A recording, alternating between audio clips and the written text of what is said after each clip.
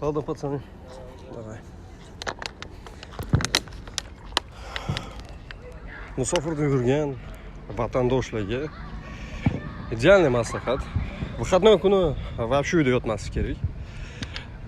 Shu jumladan o'zim, mana выходной kuni kunlar isidi, ko'chaga chiqib, futbol o'ynab, basketbolda ozgina мяч brosat qilib, yoki yugurib, sayr qilib minimum yo'q-yo'qlarni aylanish kerak, madaniy horda qolish kerak, потому что erkak kishining energiyasi ko'chada ko'tariladi, uyda emas. Домашняя, это женская энергия, buni bilasizlar hammalari.